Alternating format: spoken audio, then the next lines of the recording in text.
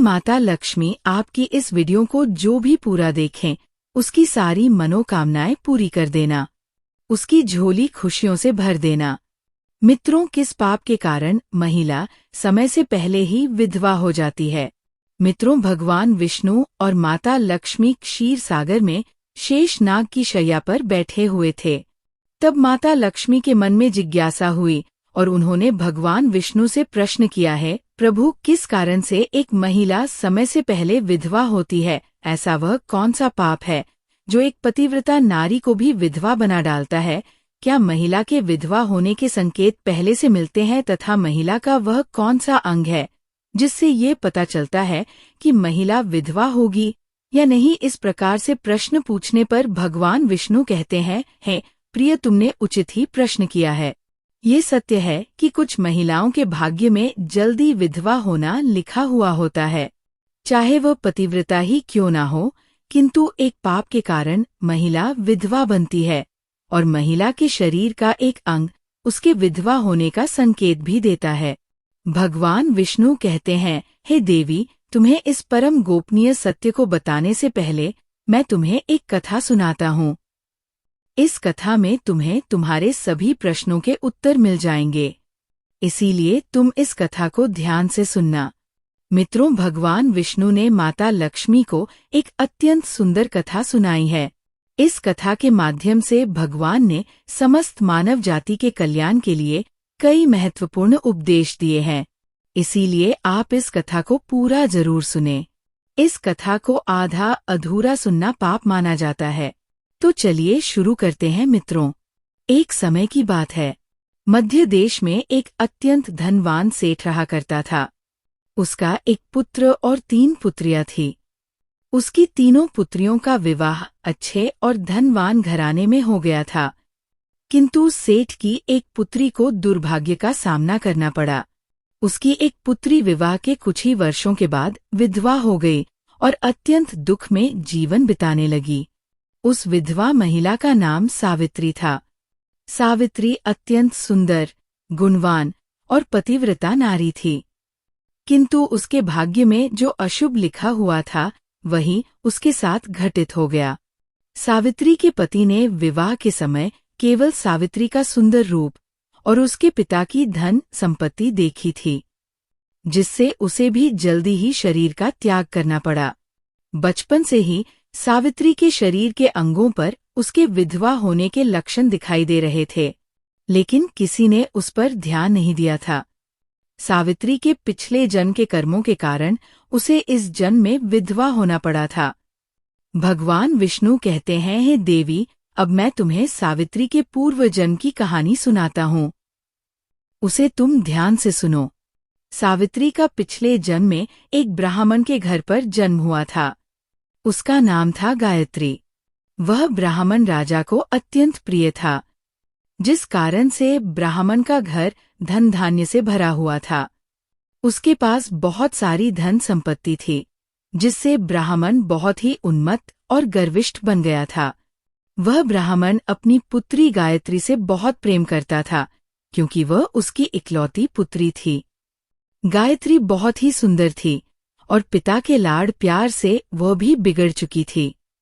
उसके पिता उसकी इच्छा को पूर्ण करते थे, उसे कभी किसी चीज की कमी नहीं पड़ने दी। गायत्री ने अपने जीवन में कभी दुख नहीं देखा था और उसे अपनी सुंदरता पर भी अत्यधिक घमंड था। फिर जब गायत्री विवाह करने के लायक हुई तो उसके पिता ने उसका विवाह करने का सोचा, लेकिन उसकी एक शर्त थी कि जो भी गायत्री से विवाह करेगा वह उसके साथ उसके पिता के घर में रहेगा, अर्थात घर जमाई बनकर रहेगा। ब्राह्मण ने अपने सभी रिश्तेदारों को ये बात बता दी और चारों तरफ ये बात फैल गई। कई विद्वान और ज्ञानी पंडित गायत्री के घर पर उसे देखने के लिए आ गए, लेकिन गायत्री ने किसी को भी पसंद नहीं किया। गायत्री ने कई विद्वान ब्राह्मणों को अपमानित करके घर से बाहर निकाल दिया। फिर एक दिन एक अत्यंत सुंदर ब्राह्मण भिक्षा मांगने के लिए गायत्री के घर पर आया, जिसे देखकर गायत्री उस पर मोहित हो गई और अपने पिता से कहने लगी कि वह उसी भिखारी ब्राह्मण से विवाह करेगी। ये सुनकर गायत्री के पिता ने भी उस भिक्षुक ब्राह्मण को गायत्री से विवाह करने के लिए पूछा, तो उस भिक्षुक ब्राह्मण ने भी हाँ कर दिया और फिर गायत्री और उस ब्राह्मण का विवाह संपन्न हुआ। गायत्री विवाह के समय बहुत प्रसन्न थी। उसे उसका मनपसंद जोड़ीदार मिल चुका था। विवाह के बाद कुछ दिनों तक गायत्री अपने पति के साथ बड़े प्रेम से रहने लगी और उसकी सेवा करने लगी। लेकिन कुछ ही दिन बीतने के बाद गायत्री ने अपना असली रंग दिखाना शुरू कर दिया। गायत्री अपने पति को नौकर की तरह समझने लगी। उसकी आज्ञा का पालन करने की जगह पर उसे ही आज्ञा देने लगी। गायत्री अपने पति को भी उसके नाम से बुलाने लगी। खुद अपने पति के पैर दबाना छोड़कर अपने पति से ही खुद के पैर दबावा लगी। गायत्री स्वेच्छाचारी थी। वह पति को बिना बताए ही घर से बाहर चली जाती।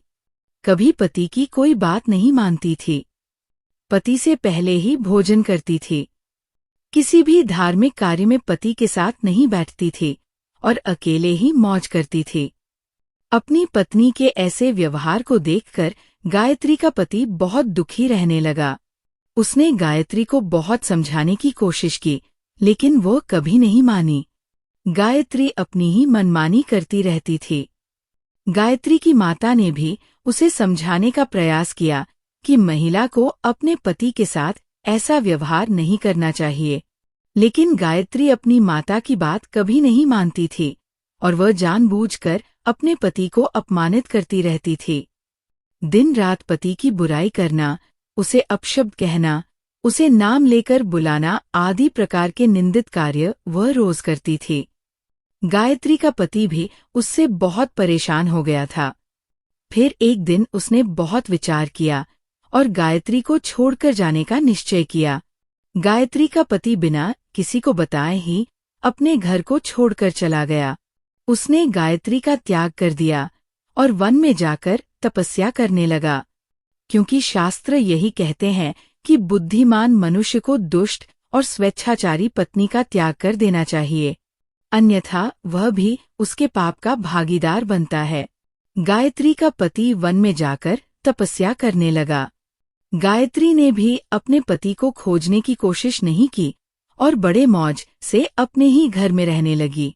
गायत्री की माता ने उसे बहुत समझाया कि वह अपने पति से विनती करके उसे वापस घर पर लेकर आए, लेकिन गायत्री कहती जाने, दो माता वैसे भी मेरा भीख मांगा, पति किसी काम का नहीं है, उससे विवाह करके मैंने उस पर उपकार ही किया था, लेकिन वह मूर्ख मुझे ही छोड़कर चला गया है। ऐसे मूर्ख पति के साथ रहने से अच्छा है मैं अकेली ही रह लूं। मैं इतनी सुंदर हूं कि कोई भी पुरुष मुझसे विवाह कर लेगा।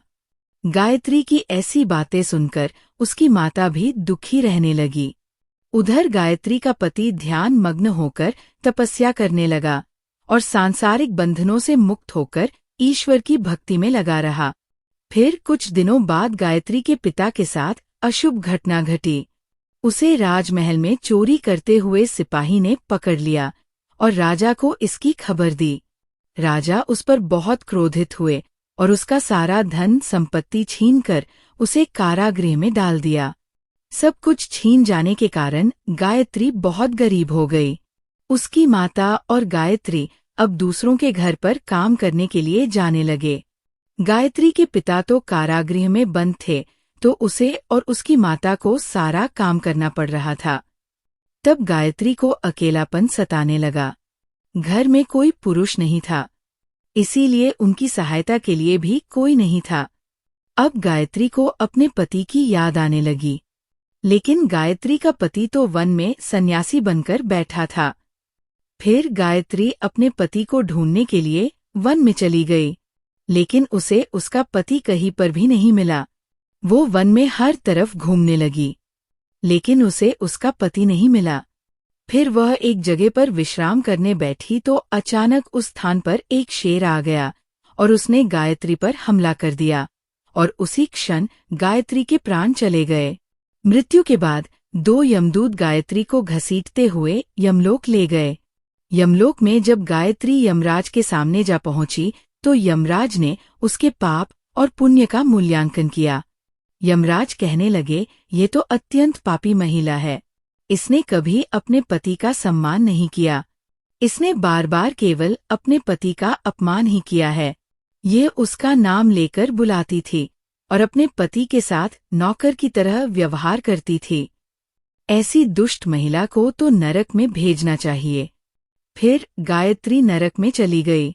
अनेक वर्षों तक नरक में सजा भुगतने के बाद गायत्री को अपने पूर्व जन्म के कर्मों का प्रायश्चित करने के लिए फिर से मनुष्य जन्म प्राप्त हुआ। जो पाप गायत्री ने किए थे, उसी पाप के कारण गायत्री के शरीर पर विधवा होने के लक्षण प्रकट हुए थे। भगवान विष्णु कहते हैं, हे देवी, अब मैं तुम्हें उन चिन्हों के बारे में बताता हूँ। जिस महिला के अंग पर ऐसे चिन्ह प्रकट होते हैं, वह महिला समय से पहले विधवा होती है। भगवान विष्णु कहते हैं, हे देवी, मध्य मायातु दीर्घा या भार्याः निर्विनिर्द अनामिका हर सवा भवेदी शुभा नारी पृथुपासनी सुदुर्भगा। इस श्लोक में भगवान विष्णु ने विधवा स्त्री के लक्षण बताए हैं। यदि किसी महिला के पैर पसीने से रहित हो, उस पर नसें दिखाई ना देती हो, उसके पैर चिकने तथा कोमल हो, तो वह महिला सुख भोगने वाली तथा ऐश्वर्यशाली नहीं होती। यदि महिला के पैर का अंगूठा घोल मांसल हो, तो वह महिला पतिव्रता एवं ऐश्वर्यशालिनी होती है। यदि महिला के पैर के अंगूठे पर नसें दिखाई देती हो, तो वह दुर्भाग्य से युक्त व्यभिचारिणी होती है। बहुत छोटे अंगूठे वाली महिला क्लैश करने वाली और दुख भोगने वाली होती है। अंगूठा यदि छपता हो, तो वह महिला गर्भधारण क्षमता में दुर्बल होती है। यदि किसी महिला के पैर की तर्जनी उंगली अंगूठे से भी बड़ी हो, तो वह स्वच्छंद कामचार अर्थात अनेक पुरुषों से संबंध बनाने वाली होती है। यदि किसी महिला के पैर की उंगलियां परस्पर मिली हुई हो, एक दूसरे के नजदीक हो, उंगलियां गोल एवं सीधी हो और नाखून पतले एवं छोटे हो, तो वह ऐश्वर्यशालिनी होती है और ससुराल में सुख भोग है। अब मैं विधवा महिला के पैर के लक्षण बताता हूँ। यदि किसी महिला के पैर का अंगूठा बहुत बड़ा हो और आगे से गोल हो, उसके नाखून टेढ़मेढ़े हो, अंगूठे पर नसें दिखाई देती हो, तो उस महिला के विधवा होने के योग्य बनते हैं। यदि महिलाओं की ढह आम बहुत बड़ी हो, तो वह मृत्यु पर्यंत दुख भोगने वाली होती है, और यदि महिला के पैर मांस रहित हो, तो ससुराल के भाग्य को नष्ट कर देती है। यदि किसी महिला के पैर की अनामिका उंगली बाकी उंगलियों की तुलना में बहुत छोटी हो, तो वह कलह करने वाली और घर के वातावरण को असहनीय बना देने वाली होती है। यदि किसी महिला के पैर की मध्यमा उंगली अर्थात बीच की उंगली ज्यादा लंबी हो, तो वह विवाह के लिए अयोग्य होती है। जो महिला चलते समय पैर पटक हुए चलती हो और धमधम आवाज करती हो, तो वह अपने पति का विनाश करने वाली होती है। भगवान विष्णु कहते हैं, हे देवी, इन्हीं लक्षणों के कारण सावित्री समय से पहला विधवा हुई थी।